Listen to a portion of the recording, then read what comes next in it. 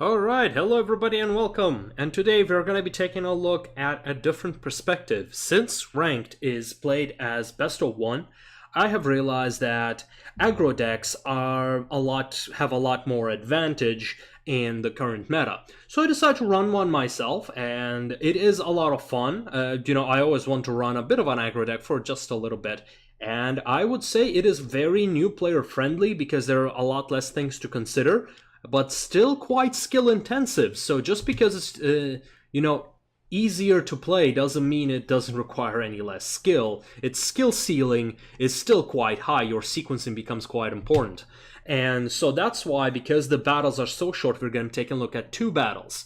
We have a mono white life gain deck versus mono red aggro. So in the first turn, we've got Gitu Lava Runner.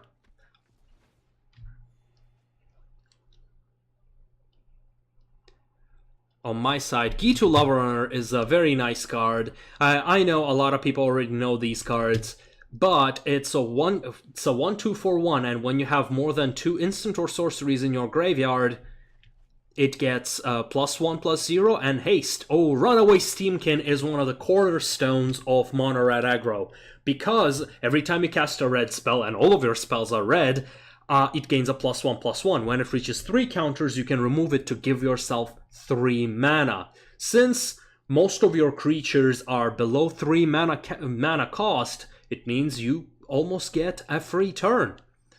And so my opponent plays a Shockland, Fountain of Renewal, Dawn of Hope, and Treasure Map. We have a pretty big build-up, so as usual, we have to finish the game quickly. So the sequencing becomes quite important. You want to get those Runaway Steamkins on the field as soon as possible, even though it is going to risk their death.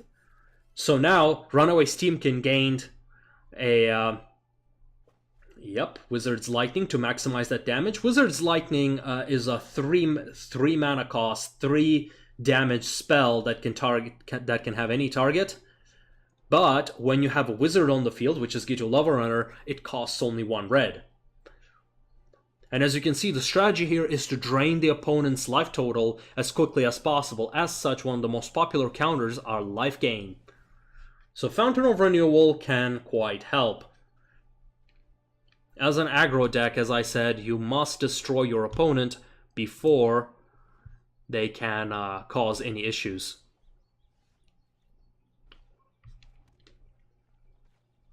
Before they can establish any defenses. Now, right now it's pretty interesting because 4 mana open as white.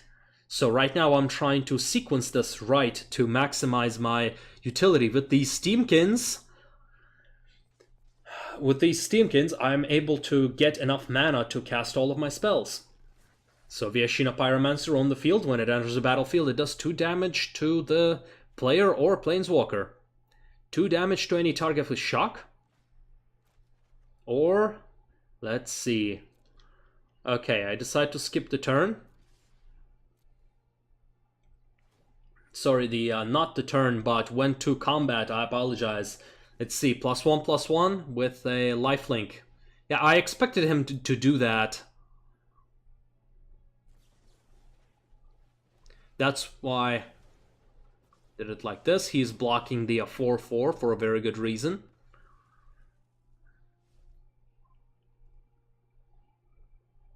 Now, because I have only 1 card, I could sack that 3 counters and play the Viashino, but he's at 4 or 5.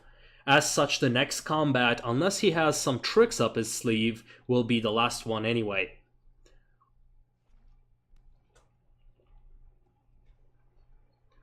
So he plays the Memorial of War, Treasure Map to Scry, probably looking for some removal.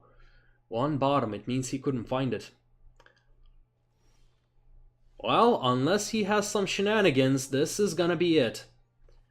We put in Gitu Lava Runner, and because we already have the condition, it gets a +1/+1. Well, let's do it, and let's see if he has anything. Last ditch effort.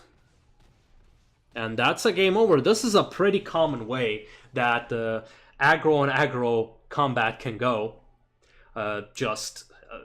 Well, this wasn't a very aggro, I was playing a bit more control-y.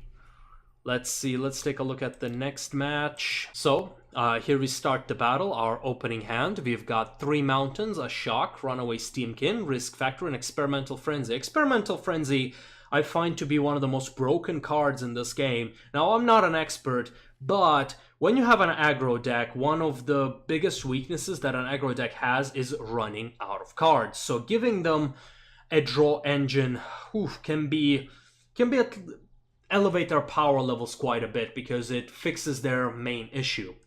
Experimental Frenzy, when all things go right, gives you almost infinite amount of cards. And the reason I find it to be broken is because it's so much more dependent on your luck. So it becomes luck-based.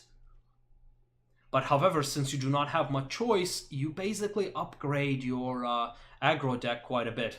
Now, here you will see why it is important to sequence your cards quite well. I'm playing against a bit of a Boros aggro deck. I believe he is a Boros Angels. Yeah, I believe so. So we have a 2/3 Boros Challenger on the field and a Haunted Witness. Does 2 damage. Now, you want to be on the aggressive, you want to be on attack as mono red aggro. So even when your life is dropping, you're like, well, my aggressive abilities are better than yours, so I'm just going to keep on attacking. The fundamental philosophy here is that the best defense is a good offense. So let's first play that land. Another Steamkin. Our Steamkin gains +1/+1. Now, Boros Challenger is a bit of a sore thumb over here because it's a 2/3, it's away from my shock range, so I'm not able to do anything. I'm sorry for the screen cut, I was just trying to hide the names and some of the cards. Now, as you saw, that shock also increased the power of my Steamkins. Now, maybe I should have casted Lightning Strike on the Boros Challenger here, but, you know, you want to be aggressive. Heroic Reinforcements. This is when you know it's a little too late to cast that. With its mentor, it synergizes very well with the Heroic Reinforcements that gives +1/+1 to all creatures and gives you a soldier tokens, 2 soldier tokens. So right now I'm at 8. And of course, it costed me dearly not to destroy that one. Right now I have 2 mana open, but with the ability to get 3 more. So let's do that damage. Let's see, I'm considering it, because one of the big questions is that, are you going to sack the Steamkin's tokens to get that 3 mana? And so I did.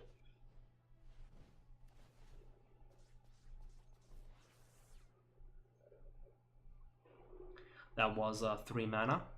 And because every time I cast it, it gives, every time I cast a red spell, because it gives another counter, now my other Steamkin has 3 counters, so effectively I have 5 mana available. Now my opponent can choose whether he's going to take 4 damage, or is he going to let me draw 4 cards, and he'll decided to take the damage. Okay, so I have 1 more risk factor in hand. I can play the risk factor from my hand, or I can play Experimental Frenzy. I decided to play the Experimental Frenzy right here. And as you can see, my next card is Experimental Frenzy as well. My opponent plays another Heroic